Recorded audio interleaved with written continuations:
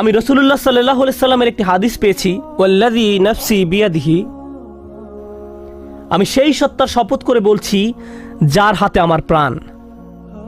আল্লাহ রাসূল সাল্লাল্লাহু আলাইহি সাল্লাম কোনো শপথ করা ছাড়াই যা ইচ্ছা বলতে পারতেন, কিন্তু তিনি সর্বপ্রথম আল্লাহর নামে শপথ করেছেন, কারণ তিনি এখন যা বলতে যাচ্ছেন নিশ্চয়ই তা আশ্চর্যজনক কোনো বিষয়। তিনি বলেন, ইন্না মাসালাল মুমিন কামাসালিল নাহলা, ঠিক মৌমাছির মতো। মুমিনের উদাহরণ হলো ঠিক মৌমাছির মতো। আমি বসে থেকে ভাবলাম, সুবহানাল্লাহ, আল্লাহ প্রথমে আমাদের বলছেন তিনি মৌমাছির প্রতি ওহী প্রেরণ করেন, আর এখন রাসূলুল্লাহ সাল্লাল্লাহু আলাইহি সাল্লাম বলছেন তুমি যদি মুমিন হতে চাও তাহলে ঠিক মৌমাছির মতো হও। মৌমাছির মতো হলে কি হবে, আর কিভাবে মৌমাছির মতো হব? মৌমাছি আমাকে আমার ঈমান সম্পর্কে কি শেখাবে? কিভাবে একজন বিশ্বাসীর মতো বাঁচতে হবে এ ব্যাপারে মৌমাছি কি শেখাবে? ব্যাপারটা এতই সিরিয়াস যে আল্লাহ রাসূল সাল্লাল্লাহু আলাইহি সাল্লাম প্রথমে আল্লাহর নামে শপথ করেছেন, তারপর এই কথা বলেছেন। তো তিনি আমাদের কিছু কথা বললেন যার প্রতি আমাদের মনোযোগ দেওয়া প্রয়োজন, কিন্তু আমি চাই রাসূলুল্লাহ সাল্লাল্লাহু আলাইহি সাল্লাম কি বলেছেন আপনারা তার প্রতি মনোযোগ প্রদান করুন। তিনি বলেন, আকালাত তাইয়িবান, এটি ভালো জিনিস খায়, এটি ভালো এবং খাঁটি জিনিস খায়। মৌমাছি উত্তম ফুলের নিকট যায়, এটি এমন কোনো ফুলের নিকট থেকে নেয় না যেটি অপরিপক্ক, নষ্ট। এটি এমন কোনো ফুলের নিকটও যায় না, গন্ধ শুকে এটি বুঝে ফেলে অন্য মৌমাছি ইতিমধ্যে এই ফুলের কাছ থেকে নিয়ে গেছে। এটি নতুন, পরিষ্কার, খাঁটি একটি ফুলের নিকট যায়। এটি শুধু সেই ধরনের ফুলের নিকট যায়। আমাদের ঈমানের প্রথম যে ব্যাপারটি এখানে হাইলাইট করা হয়েছে তা হলো যে রিজিকের আমরা সন্ধানে বেরিয়ে পড়ি। শুধু যে খাদ্য আহার করি তাই নয়, বরং যে রিজিকের পিছনে ছুটি, যে চাকরি আপনি পাবেন, যে ব্যবসা আপনি শুরু করবেন, যে টাকা আপনি কামাবেন এবং যে খাদ্য আপনি আহার করবেন, সব কিছুতে খাঁটি জিনিসের সন্ধান করুন। এমন জিনিসের অনুসন্ধান করুন যা খাঁটি, যা পবিত্র, সর্বোত্তম জিনিসের খোঁজ করুন। আর জানেন তো, মৌমাছি সবচেয়ে ভালো ফুল না পাওয়া পর্যন্ত খুঁজতে থাকে। তাই আমাদেরও সেরাটা অর্জন করতে হবে। ফালিয়ুতকিনহু, একজন মুমিনের দৃষ্টিভঙ্গি এমনই, তার উচিত দক্ষতা অর্জন করা। আপনাদের সবাই যখন কিছু করবেন তাতে দক্ষতা অর্জন করুন। আপনার উচিত সেরা হওয়া, এটাই মৌমাছি করে। সে সেরা ফুলের সন্ধানে থাকে, এটাই মৌমাছি করে। এটাই প্রথম শিক্ষা। তারপর তিনি বলেন, অওয়াদা তাইয়িবান, এটি উত্তম উপায়ে বসে। যেভাবে এটি ফুলের উপর বসে তা খুব সুন্দর। ব্যাপারটা ভালো এবং খাঁটি। আর আপনাকে এ সম্পর্কে গবেষণা করতে হবে। মৌমাছি নিয়ে গবেষণা না করলে তো এটা আপনি জানতে পারবেন না। মৌমাছি নিয়ে অধ্যয়ন করলে জানতে পারবেন তারা শুধু সে ফুলের কাছেই পরাগ নিয়ে যায় যে ফুলের পরাগ দরকার। মৌমাছি যখন কোনো ফুল থেকে মধু নিতে যায়, তারা ওই ফুল থেকে মধু নিবে না যদি না তারা ওই ফুলকে আরো বেশি কিছু দেয়। তারা একে জীবন দিবে, পরাগ দিবে।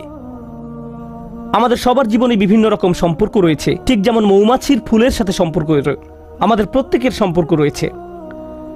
আপনার আমার প্রতিটি সম্পর্কের ক্ষেত্রে আপনি কিছু নেন এবং কিছু দিয়ে থাকেন। আপনার বিবাহের ক্ষেত্রে আপনি কিছু দিয়ে থাকেন এবং কিছু নিয়ে থাকেন। যখন আপনি পিতা বা মাতা হন, যখন আপনি একজন শিক্ষক, তখন আপনি কিছু দিয়ে থাকেন এবং কিছু নিয়ে থাকেন। যখন আপনি কারো চাকরি করেন বা মালিক পক্ষের হয়ে থাকেন, তখনও কিছু নিয়ে থাকেন এবং কিছু দিয়ে থাকেন। কিন্তু মৌমাছি যা কিছু নেয় তার চেয়ে অনেক বেশি দিয়ে থাকে। এটি নেওয়ার চেয়ে দেয় অনেক বেশি। আর যা প্রদান করে তা গ্রহীতার জীবনকে উন্নত করে। আর যা নিয়ে যায় তা গ্রহীতার কোনো ক্ষতি করে না। এটি ফুল থেকে যা নেয় তা ফুলের কোনো ক্ষতি করে না। এটি ফুলের উপর পা গুলো রাখে খুব সুন্দর করে। প্রসঙ্গত, ফুলের খুব কোমল জায়গায় মৌমাছিকে বসতে হয়। ফুলের তুলনায় মৌমাছি ভারী একটা জীব। যদি সে তার সম্পূর্ণ ওজন ফুলের ওই কোমল জায়গায় রাখে তাহলে এটি ভেঙে যেতে পারে। তাই এটি ভাসতে থাকে, পুরো ওজন ফুলের উপর রাখে না। এটি পাখাগুলোকে ঝাপটাতে থাকে যেন সম্পূর্ণ ওজন ফুলের উপর না রাখতে হয়। আমরা এখান থেকে কি শিখছি? আপনার একটি সম্পর্ক আছে, কিন্তু আপনি শুধু দাবি করতে থাকেন, চাইতে থাকেন। তারপর এক সময় আপনার প্রিয় বন্ধু, আপনার কর্মচারী, আপনার স্বামী বা স্ত্রী, তাদের ধৈর্যের বাঁধ ভেঙে যায়। আপনার কিছু জিনিস দরকার, হ্যাঁ আমি একমত, কিন্তু অতিরিক্ত নিতে যাবেন না। তাদেরকে এমন চাপে ফেলবেন না যে তারা ভেঙে পড়বে। আর যদি কিছু চান তাহলে বেশি করে প্রদান করুন। তার জন্য কিছু নিয়ে আসুন, তারপর দাবি করুন। আর যখন চাইবেন কম করে চান, জাস্ট যতটুকু দরকার, যতটুকু প্রয়োজন।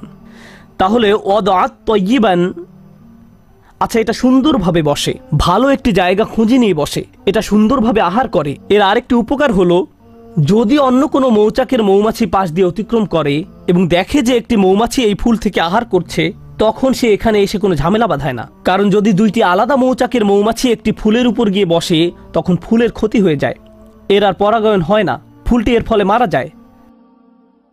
তাই মৌমাছি ব্যাপারটা বুঝতে পারে, সে জানে যে এই ফুলের সাথে ওই মৌচাকের সম্পর্ক গড়ে উঠেছে, আমার আর এর কাছে যাওয়া উচিত নয়, এবং গন্ধ শুঁকে বুঝতে পারে। এরপর সে অন্য আরেকটি ফুলের নিকট যায় যাকে স্পর্শ করা হয়নি এখনো। আর আমরা কি করি? কেউ একটা দোকান খুললো, আরেকজন দেখে ভাবলো ভালো ব্যবসা, আমারও ঠিক একই রকম একটা দোকান দিতে হবে রাস্তার ওই পাশে, আর ওই লোকের সব কাস্টমার নিয়ে যায়। যখনই কোনো কাস্টমার ওই ব্যক্তির দোকানে যেতে নেয়, এই ভাই এদিকে আসেন, আপনাকে একটা জিনিস দেখাই। আমরা কি করি? আরো শত শত জায়গা আছে যেখানে আমি দোকান দিতে পারি। আল্লাহ রিজিক প্রশস্ত, আমাকে তার প্লেটের ভাত নিজের প্লেটে তুলে নিতে হবে না, কিন্তু এটাই আমরা করি। মানুষ এমন কৃপণের কৃপণ।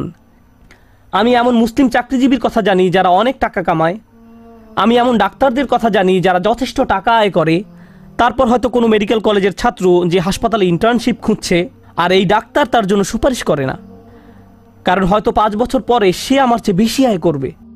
আমি এটা চাই না। এভাবে আমরা একে অন্যকে সাহায্য করতে চাই না।